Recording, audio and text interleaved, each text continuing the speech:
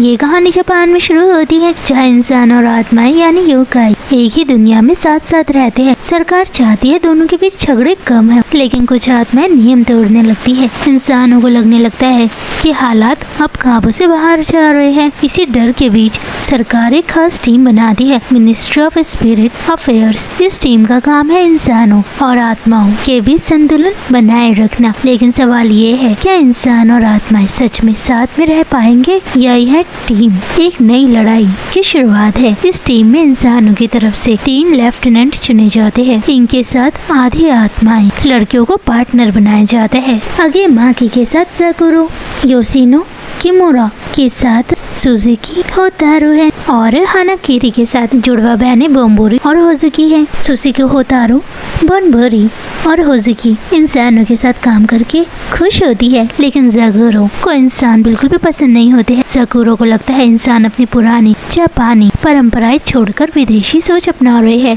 धीरे धीरे लोग योकाई आत्माओं और पुरानी मान्यताओं को नकारने लगे हैं और यही बात आत्माओं की दुनिया के लिए खतरा बन रही है। लेकिन जब वो मुस्कुराते हुए जाकुरो से मिलता है तो उसे थोड़ा अजीब तो लगता है, लेकिन उसे अच्छा भी लगता है। कुछ समय बाद शरारती आत्माएं साकुरा और किरी उसके साथ खेल रही होती है, लेकिन वो आत्माओं से बहुत डरता है और वह डर के मारे बेहोश हो जाता है। अकेले में वो उसे समझाता है कि अगर उसे इतना डर लगता है तो यह काम उसके लिए बहुत मुश्किल होगा, लेकिन वह उससे पीछे भी नहीं हट सकता क्योंकि उसे अपने पिता को साबित करना है कि वो कमजोर नहीं है। बाद में जाकुरो उसके लिए दवाई लाती है, लेकिन वो डरते हुए कहता है, प्लीज मुझे मत खाना। रात के समय आगे माकी को वॉशरूम जाना होता है। बहुत डरते डरते वह अपने कमरे से बाहर निकलता है। तभी उसे एक कमरे से आवाज आती है। जैसे ही वह उस कमरे के अंदर झांकता है वो डर जाता है क्योंकि वह 3 नौकरानियां अपने असली रूप में कॉकरोच को मारने की कोशिश कर रही होती है। डर के मारे आगे माकी दूसरे कमरे में चले जाता है। उसे वहाँ एक और आत्मा मिलती है जो कहती है, मेरा नाम मामेजू है। यह सुनकर आगे माकी और भी ज्यादा डर जाता है और वहाँ से भाग जाता है। वो हैरान है। रास्ते में उसकी मुलाकात एक और आत्मा से होती है जिसका नाम अमरियोजू है। उसी समय जाकुरो माकी के बारे में सोच रही होती है कि उसकी बातें कितनी प्यारी है। तभी अचानक माकी उसके सामने आ जाता है। वो शर्माने लगती है क्योंकि इस समय वो उसी के बारे में सोच रही है। वो डरता हुआ उससे कहता है, यहाँ बहुत सारी आत्माएं रह रही है जो दिखने में बहुत डरावनी है, और उसे गले लगाता है। जाकुरो को लगता है वो उससे प्यार करता है, लेकिन असल में वो चाहता है जाकुरो उसे टॉयलेट तक छोड़ दे क्योंकि वह अकेले जाने से डरता है। ये बात सुनकर जाकुरो को गुस्सा आ जाता है और वह सोचती है, मैं ऐसे डरपोक इंसान को पसंद कैसे करने लगी। वो उसे अकेले छोड़कर चली जाती है। वो डर कर निकलता है। उसी रात अमरियोजू ने उन चारों को इसलिए चुना है क्योंकि वो ना तो पूरे इंसान है और ना ही पूरी आत्मा। खुशिमात्सु एक पूरी लोमड़ी की आत्मा है जो मिनिस्ट्री के लिए मदद की अर्जियां लेती है और सभी आधी आत्माओं को एक साथ लाकर उनकी देखभाल करती है। अगली सुबह सब साथ में खाना खाते हैं। सब लोग बोम्बोरी और होजुको को योशिनो काजुरा पसंद है क्योंकि उन्हें इंसानों से बात करना और उनके साथ काम करना अच्छा लगता है। खाना खाने के बाद ममेजो आगे माकी को गले लगा कर कहता है, मैं तो कल ही तुमसे मिला था, फिर तुम्हें मैं पसंद क्यों नहीं हो। ममेजो की शक्ल देखकर आगे माकी बहुत डर जाता है। इसके बाद वह साकुरा और किरू को खेलते हुए देखता है। जब वो सुनता है उसे उसकी हाइट की वजह से डर लगता है तो वह नीचे झुक जाता है और उससे पूछता है, क्या वह अब भी डरावना है। इसके बाद वो उससे डरती नहीं है। फूलों की घाटी घूमने जाते हैं। रास्ते में लोग उन्हें घूर रहे होते हैं और फुसफुसाते हैं। तभी अचानक बिजली गिरती है और राइजू बिजली वाला राक्षस प्रकट होता है। शुरुआत में वह अच्छा लगता है, लेकिन अचानक गुस्से में आकर हमला कर देता है। आगे माकी राइजू को देखकर डर जाता है, जबकि वो दोनों राइजू के साथ खेलने के लिए जाने लगती है। वो डरते हुए साकुरा और किरू को बचा लेता है, लेकिन खुद डर के मारे उसके पैर जम चुके हैं। साकुरा एक लड़की है जबकि किरी एक लड़का। साकुरा और किरी छोटी सी कद्दू सिर वाली आत्माएं हैं जो अपने मुंह से चेरी ब्लॉसम की डालियां निकालकर उन्हें हथियार देती है। मामेजो अपने मुंह से चेरी ब्लॉसम की टहनी निकाल कर देता है जिसे चाकू की तरह हथियार के रूप में जाकुरो इस्तेमाल करती है। वो चारों राइजू को शांत कर देती है। उसे अब भी लगता है कि राइजू से उन्हें खतरा है, लेकिन ज़ाकुरो से बता दिया अब उन्हें उससे कोई खतरा नहीं है। नई टीम बनने की खुशी में सब लोग साथ में खाना खाते हैं। अब राइजू शांति से उनके साथ खेलने लगता है। ज़ाकुरो एक अजीब सपना देखती है। उस समय वो एक पेड़ पर चढ़ रही होती है। जैसे ही वो फल तोड़ती है, चारों तरफ आत्माएं घिर जाती है और ज़ाकुरो नीचे एक गहरे पानी में गिर जाती है। तभी उसे अपनी माँ की आवाज़ सुनाई देती है, परसिमन के पेड़ पर मत चढ़ना, वे एक छुपी हुई और खतरनाक दुनिया से जुड़ी है जिसके बारे में आम लोग नहीं जानते हैं। वह सपना ज़ाकुरो के मन में डर और उलझन छोड़ देता है। सुबह नाश्ते के समय अगमाकी ज़ाकुरो से दोस्ती करने की कोशिश करता है। वह यह सोच कर कि लोमड़ी आत्माएं मोमबत्ती खाती है, ज़ाकुरो को खाने के लिए मोमबत्ती दे देता है, लेकिन यह बात ज़ाकुरो को बिल्कुल पसंद नहीं आती है। वह गुस्से में वहाँ से चले जाती है। कुसीमात्सु कहती है, मैं लोमड़ी आत्मा हूँ लेकिन मैं मोमबत्ती नहीं खाती हूँ। इस पर अगमाकी बताता है वह आत्माओं के बारे में इसलिए पढ़ रहा है ताकि ज़ाकुरो को अच्छी तरह समझ सके और एक साथी बनकर उसकी मदद कर सके, क्योंकि आम तौर पर इंसान आत्माओं को पसंद नहीं करते हैं। यह बात सुनकर सब हंसने लगती है, यहाँ तक कि मामेज़ु, साकुरा, किरी और एक नौकरानी भी सब अगमाकी के काम पर हंस रहे होते हैं, क्योंकि वह ज़ाकुरो को मोमबत्ती खिलाकर दोस्ती करना चाहता था। उन सब की हंसी देख कर अगमाकी शर्म के मारे बिल्कुल जम सा जाता है। बाद में वो उसे समझाती है अगमाकी उसका मजाक नहीं उड़ाना चाहता था, बल्कि वो उससे दोस्ती करना चाहता था। लेकिन ज़ाकुरो अब भी समझती है कि अगमाकी ने उसका मजाक उड़ाया है। कुछ समय के बाद सभी को एक होटल के निर्माण स्थल की जांच के लिए भेजा जा रहा है, क्योंकि वहाँ का काम रुक चुका है। वहाँ काम इसलिए रुका हुआ है क्योंकि एक आत्मा मजदूरों को डरा रही है। उन्हें एक होटल के निर्माण स्थल की जांच के लिए भेजा जा रहा है। वो ट्रेन से वहाँ जा रहे हैं। कुछ समय के बाद वहाँ काम इसलिए रुका हुआ है क्योंकि एक आत्मा मजदूरों को डरा रही है। आत्मा से बात करके मामला सुलझ सकता है, लेकिन होटल का मालिक चाहता है कि उस आत्मा को पूरी तरह खत्म कर दिया जाए। मजबूरी में सभी उस आत्मा को ढूंढने के लिए निकल पड़ते हैं। उन सब का रिश्ता मजबूत हो रहा है। वो एक दूसरे को समझने की कोशिश कर रहे हैं। तलाश के दौरान ज़ाकुरो अगमाकी को अकेला छोड़ देती है। ज़ाकुरो को ढूंढते हुए अगमाकी एक बड़ी साए जैसी डरावनी आत्मा से टकरा जाता है। वो इस समय बहुत ज्यादा डर चुका है। वह आत्मा उस पर हमला करती है, लेकिन जैसे ही उसे अगमाकी का डर महसूस होता है वह रुक जाती है। वो भागने लगता है। वो वहाँ पहुँचते हैं, तभी वो उसका पीछा करते हैं। वो ज़ाकुरो के सामने आता है। ज़ाकुरो उसे समझाती है, हम यहाँ तुमसे लड़ने के लिए नहीं आए हैं। वो कहती है, मैं जानती हूँ आत्माओं के साथ गलत हो रहा है। तभी वो मामेज़ु को बुलाती है। मामेज़ु अपने मुंह से फूलों के डाले निकाल कर ज़ाकुरो को देता है। ज़ाकुरो सामने आकर कहती है कि वह उस आत्मा से बात करना चाहती है, लेकिन आत्मा उससे बात करने के लिए तैयार नहीं है। तब ज़ाकुरो अपनी तलवार से होटल का एक हिस्सा काट देती है, जिससे इमारत गिर जाती है। बाहर आकर ज़ाकुरो सबको सच्चाई बताती है। वह बताती है रोशनी में उस आत्मा का असली और छोटा रूप दिख जाता है। अब हर जगह रात में भी लाइट रहती है, क्योंकि शहर आधुनिक हो गया है। निर्माण के समय उस आत्मा का मंदिर भी टूट गया था, इसलिए वह आत्मा इंसानों को डराकर वहाँ से भगाना चाहती है। ज़ाकुरो दुखी मन से कहती है, अब इंसान आत्माओं को सम्मान करना भूलते जा रहे हैं।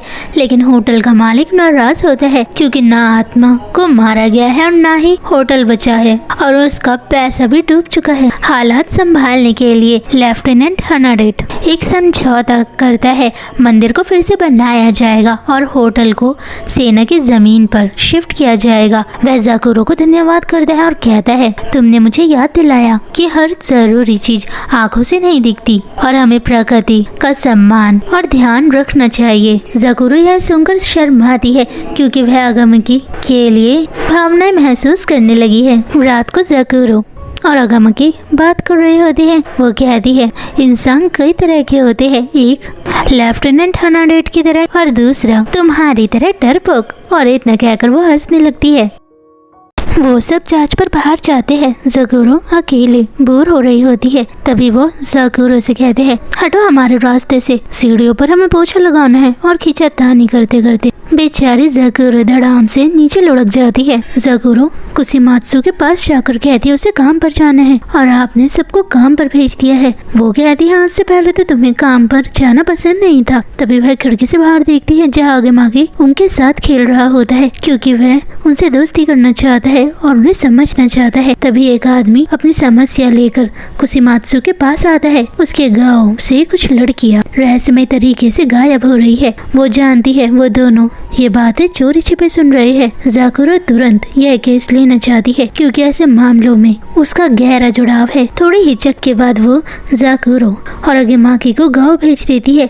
वो ट्रेन से गांव जा रही है। गांव जाने से पहले कुसीमात्सु आगेमाकी को बताती है कि आधी आत्मा कैसे जन्म लेती है और इसका जाकुरो से क्या संबंध है। इससे वो समझ पाता है कि जाकुरो इस केस को लेकर इतनी बेचैन क्यों है। गांव पहुंचते ही मामेजो आगेमाकी की पीठ पर जोर से मारता है। रात में गांव वाले जाकुरो और आगेमाकी को एक ही कमरे में सुलाते हैं। उससे इससे कोई फर्क नहीं पड़ता है, लेकिन जाकुरो शर्मिंदा और घबरा जाती है। जाकुरो बिस्तर पर एक लाइन खींचकर कहती है अगर तुमने इस लाइन को पार किया तो मैं तुम्हें अपनी तलवार से मार दूंगी।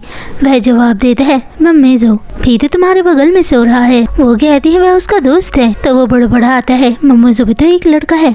सोने से पहले जाकुरो आगेमाकी को अपने दिल की बात बताती है। जब कोई इंसान लड़कियों को आत्माओं के बीच ले जाया जाता है तो वे आधी आत्मा वाले बच्चों को अपने साथ लौटा आती है, लेकिन लड़कियों को जिनके ऊपर लोमड़ी आत्माओं का प्रभाव माना जाता है समाज से दूर रखा जाता है और जन्म के समय उन्हें तुरंत अलग कर दिया जाता है या मार दिया जाता है। उसकी माँ 2 बार आत्माओं के बीच ले जाई गई थी, एक बार उसके जन्म से पहले और दूसरी बार जब वो बड़ी हो गई थी। दूसरी बार उसकी माँ कभी वापस नहीं आई। इस वजह से वो उन मामलों की जांच करना चाहती है जहाँ लड़कियों को आत्माओं के बीच ले जाया गया हो। वह उम्मीद करती है कि उसकी माँ के बारे में उसे जरूर पता लगेगा। साथ ही कुसीमात्सु ने आगेमाकी को बताया था क्योंकि जाकुरो को जन्म के समय समाज से अलग रख दिया गया था, इसलिए वह चाहता है इस बार आगेमाकी उसके साथ जाए जिस पर वह भरोसा कर सके। जांच के दौरान 2 बच्चे जाकुरो से छुप रहे होते हैं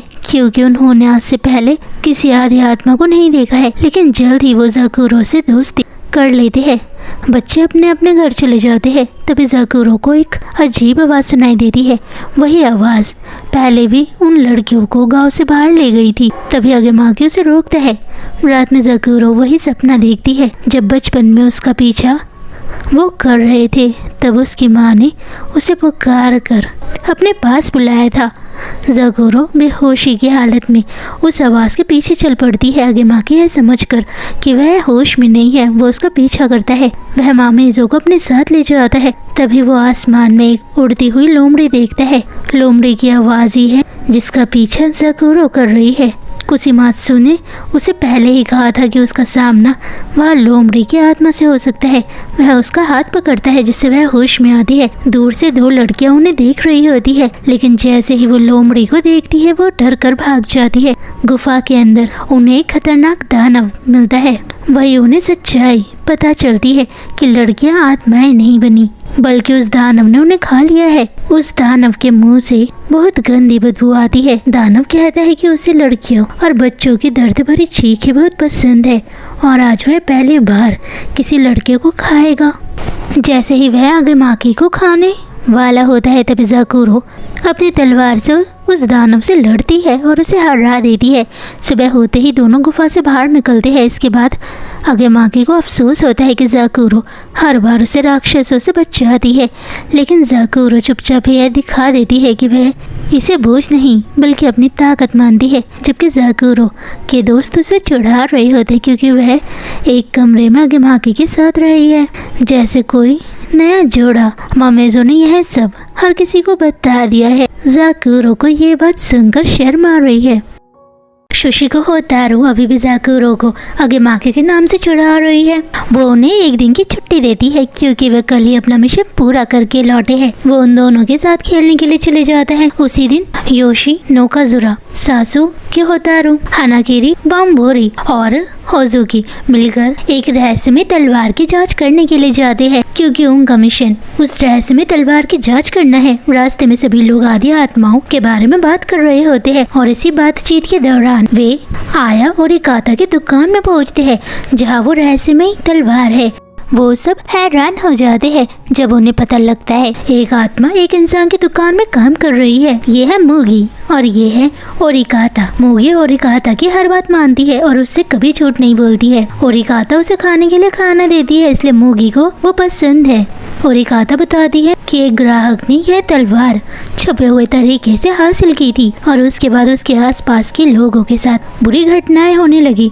डर के कारण उस ग्राहक ने तलवार उसे दे दी और उसने इसे बेचने से मना कर दिया क्योंकि उसे ये तलवार दिखने में अच्छी लग रही थी। जब ओरिकाता तलवार दिखाती है तो वो अचानक घबराने लगती है, उसकी सांसें तेज हो जाती है। वो तीनों उस ग्राहक को ढूंढने के लिए चले जाते हैं, जबकि वो दोनों उस तलवार को यहाँ से ले जाने के लिए रुक जाते हैं। उन्हें लगता है कि तलवार सुसी होतारू पर असर कर रही है क्योंकि वह चीजों और लोगों के जज्बात महसूस कर सकती है। सुसी को होतारू बताती है आदि आत्माओं को सबसे पहले कुसीमात्सु ही लाई थी। शुरू में उसके पास लड़ने की कोई ताकत नहीं थी, लेकिन जब उसकी मुलाकात जाकुरो से हुई तब उसे पता चला कि उसमें आत्मिक शक्ति भी है, इसलिए जाकुरो उसके लिए जरूरी है। सुसी होतारू चीजों को छूने और लोगों की भावनाएं महसूस कर सकती है।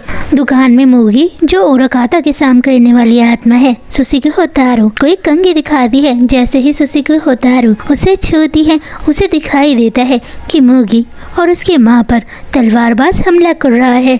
वो समझती है कि मूगी को अपनी माँ की मौत याद नहीं है। वह मूगी से कहती है अगर वह अच्छी बनी रहे तो उसकी माँ जरूर आएगी। वो पूछता है वह यह सब कैसे जानती है, तब वो मान लेती है कि उसने अपनी शक्ति छुपाई थी क्योंकि उसे डर था कि वह क्या सोचेगा। तभी मूगी गलती से तलवार उठाने की कोशिश करती है और गिर जाती है। तलवार सुसी होतारू के हाथ में आ जाती है और वो देखती है कि तलवारबाज आत्माओं को मार रहा है। वह तलवार से हमला करने लगती है क्योंकि वो किसी भी चीज को छूकर उसमें लोगों की भावनाओं को महसूस कर सकती है। वह तलवार से हमला करने लगती है। तभी ओरिकाता मूगी को बचाने की कोशिश करती है और इसी बीच मूगी को अपनी माँ की मौत याद आ जाती है। वो तलवार से योशिनोकाजुरा का हाथ काट देती है, लेकिन उसी समय उसको महसूस होता है कि वो दर्द में है। वो बेहोश हो जाती है। मूगी के पास अब भी वो कंघी है जो उसकी मम्मी ने उसे दिया था। वो तीनों ओरिकाता की दुकान में आते हैं। वो बिना कुछ पता लगाए वापस आ जाते हैं। तलवार का असर खत्म हो जाता है और सुसी होतारू होश में आ जाती है। उसके घायल होने का दोषी वो खुद को मानती है और कहती है वह उसके पार्टनर बनने के काबिल नहीं है। वो उसे समझाता है सुसी होतारू की ताकत दूसरों के जज्बात महसूस करने की है। वह कम बोलता है लेकिन उसे अच्छा लगता है कि सुसी होतारू उसके दिल की बात समझती है। यह सुनकर वो रो पड़ती है और कहती है कि उसे उम्मीद है कि वो उसे समझने की कोशिश जरूर करेगा। और सभी घर लौट जाते हैं। अगली सुबह वो जाने की तैयारी करते हैं। रात को वो दोनों सोचते हैं कि क्या ये सब किसी ने जानबूझकर करवाया है। कुछ सैनिकों को एक खूबसूरत लड़की बहला फुसला कर ले जाती है। उनमें से ही एक सैनिक बच के निकलकर उन्हें ब्लैक विडो के बारे में बताता है। वो खूबसूरत लड़की ब्लैक विडो है। जाकुरो हानादाते के लिए तैयार हो रही होती है। वो जल्दबाजी में हानादाते से मिलती है। वो कहता है तुम खूबसूरत लग रही हो। आगेमाकी हैरान हो जाता है। जाकुरो ये बात सुनकर खुश हो जाती है। आगेमाकी सोचता है हानादाते घमंडी है। ममीजू कहता है मैं जानता हूँ तुम जल रही हो। वो कहता है मुझे जाकुरो की फिक्र है क्योंकि वो मेरी काम में पार्टनर है। ममीजू जोर जोर से हंसने लगता है। तभी वो आकर कहती है तुम सबको एक पार्टी में जाना होगा। उधर पार्टी में मौजूद हर कोई आदि आत्माओं को घूर कर देख रहा होता है। तभी उनकी मुलाकात हानादाते से होती है। वह कहता है जाकुरो तुम बहुत खूबसूरत लग रही हो। जाकुरो शर्म से झुक जाती है। आगेमाकी मन ही मन सोचता है कि हानादाते बहुत चालाक है। हानादाते जाकुरो से डांस करने के लिए पूछता है। पहले जाकुरो मना कर देती है, लेकिन हानादाते अपनी बातों में उसे डांस के लिए मना लेता है। फिर दोनों साथ में डांस करते हैं। बालकनी में खड़ा आगेमाकी अपनी जलन को छुपाने की कोशिश करता है। उसी समय जुड़वा बहने हर किसी पर जादुई पंखुड़ियाँ लगा दी है। हानागिरी पूछता है तुम दोनों ऐसे क्यों कर रही हो। वो बताती है ये पंखुड़ियाँ लोगों पर इसलिए लगाई जाती है ताकि उनकी मौजूदगी को वो महसूस कर सके, लेकिन ये पंखुड़ियाँ तभी काम करती है जब जुड़वा बहनों में से कोई एक गा रही हो। अगर कोई पंखुड़ी नष्ट हो जाती है तो जो बहन गा रही होती है उसे चोट लगती है क्योंकि उन्होंने उन पंखुड़ियों में अपनी आत्मा का एक हिस्सा डाल दिया है। डांस खत्म होने के बाद ज़ाकुरो अकेले रह जाती है। तभी दो सैनिक उसके पास आते हैं और उसके कान छूने की कोशिश करते हैं। ज़ाकुरो मना करती है, लेकिन वे कहते हैं अगर तुमने हंगामा किया तो इसमें तुम्हारी ही बदनामी होगी। तभी आगेमाकी बीच में आता है और ज़ाकुरो को बचाता है। वो रोने लगती है और आगेमाकी उसे संभालता है। जुड़वा बहनें देखती है कि हनादेते एक रहस्यमय लड़की के साथ वहाँ से बाहर जा रहा है। थोड़ी देर के बाद उन्हें पता चलता है कि एक जादुई पंखुड़ी टूट चुकी है। हानागिरी और जुड़वा बहनें उस टूटी हुई पंखुड़ी का पीछा करते हैं। उधर ज़ाकुरो और आगेमाकी का सामना किसी से होता है, लेकिन वो वहाँ से भाग जाती है। योशिनोका जुरा और सुसिको होतारो का सामना भी किसी से होता है जिसका चेहरा ढका हुआ है। वह उस पर हमला करते हैं लेकिन हार जाते हैं। जैसे ही सुसिको होतारो उसे छूती है, उसे उसकी भावनाएं महसूस होने लगती है। तभी उसकी आंखों से आंसू निकलने लगते हैं, क्योंकि वो जानती है जो उन पर हमला कर रही है वो जानबूझकर ये हमला नहीं कर रही है। वो तीनों उसका पीछा करते हुए एक कमरे के बाहर पहुंचते हैं। जैसे ही वे कमरे के अंदर जाते हैं वो हैरान रह जाते हैं। कमरे में चारों तरफ मकड़ी के बहुत सारे जाले फैले होते हैं। उन जालों में से ही एक में हनादेते फंसा होता है। तभी उनके सामने ब्लैक विडो आती है जो दिखने में बहुत खूबसूरत होती है। अचानक दरवाजा अपने आप बंद हो जाता है। तभी ब्लैक विडो अपने मकड़ी वाले रूप में हनागिरी और जुड़वा बहनों पर हमला कर देती है। ब्लैक विडो का असली चेहरा देखकर हानागिरी बहुत ज्यादा डर जाता है। डर के मारे उसके हाथ से तलवार भी छूट जाती है। तभी ब्लैक विडो मकड़ी के रूप में हमला करती है। होजुकी हानागिरी को बचाती है और बोनबोरी लड़ती है, लेकिन अलग अलग होने के कारण दोनों की ताकत आधी रह जाती है और बोनबोरी हार जाती है। जैसे ही ब्लैक विडो बोनबोरी को मारने वाली होती है, ज़ाकुरो पहुंचती है और उसे तलवार से घायल कर देती है। ब्लैक विडो फिर से इंसान बन जाती है और ज़ाकुरो से कहती है कि मैं तुम्हारी माँ को जानती हूँ। इससे पहले कि ज़ाकुरो कुछ पूछ सके वो गायब हो जाती है। हर कोई हैरान हो जाता है। आगेमाकी हनाडेते को ब्लैक विडो की रिपोर्ट देता है। वो शर्मिंदा है क्योंकि पार्टी में उसे लगा वो लड़की दिखने में खूबसूरत है, इसलिए उसने सोचा कि शायद वो ब्लैक विडो हो सकती है। वो उसके साथ जाने के लिए तैयार हो गया था। वो ज़ाकुरो को कुकीज देता है।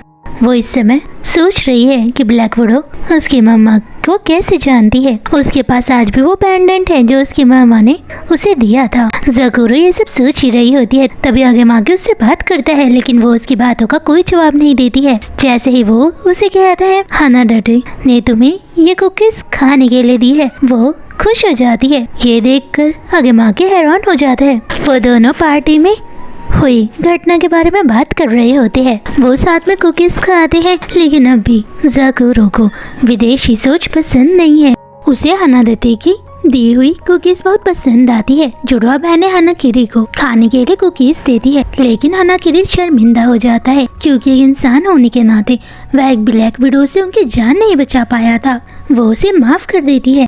हानागिरी किसी से भी बात नहीं करना चाहता है, लेकिन बोनबोरी और होजुकी अपना अतीत बताते हैं। जब वे बच्चे थे तब वो दोनों एक अंधेरी गुफा में अकेले रहते थे। समय समय पर एक महिला उन्हें खाना और कपड़ा ला कर देती थी और उस महिला ने उनका नाम बोनबोरी और होजुकी रखा और उसने उन्हें चेतावनी दी कि तुम दोनों दिन में गुफा में रहना और किसी इंसान के पास मत जाना और तुम्हें अंधेरे में ही बाहर घूमना चाहिए। वे उसकी बात मानते हैं और सिर्फ रात में बाहर जाते हैं, खेलते हैं और खाने के लिए फल ढूंढते हैं। एक दिन वह महिला आना बंद कर देती है, जिस वजह से वो हर रात उसे ढूंढते हैं। उन्हें महिला कहीं नहीं मिली, लेकिन उन्हें कुछ ऐसा मिला जिसे उन्होंने पहले कभी नहीं देखा था। कुछ इंसान जो उन्हें मारना चाहते थे। जब उन्होंने उस महिला का जिक्र किया तो एक इंसान ने बोनबोरी और होजुकी को अपनी पत्नी की मौत का जिम्मेदार ठहराया और वो उन दोनों को ही मारना चाहता था।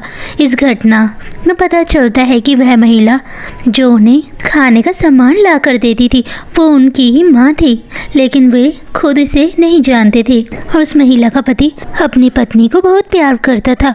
उन इंसानों ने बोनबोरी और होजुकी को मारने की कोशिश की, जिस वजह से वो अंधेरे में अपनी जान बचाकर भागने लगे। बोनबोरी और होजुकी भागने की कोशिश करते हैं और जल्द ही कुसीमात्सु की पीठ पर पहुंच जाते हैं। ऐसे उनकी मुलाकात कुसीमात्सु से हुई थी। उस समय उन्हें पढ़ना लिखना भी नहीं आता था, वो बोल भी नहीं पाते थे, लेकिन ममीज़ू ने उन्हें सब कुछ सिखाया जो इस समय सुसुकी होतारू कर रही है। वो किरी और सकुरा को पढ़ना लिखना सिखा रही है और बोलना भी।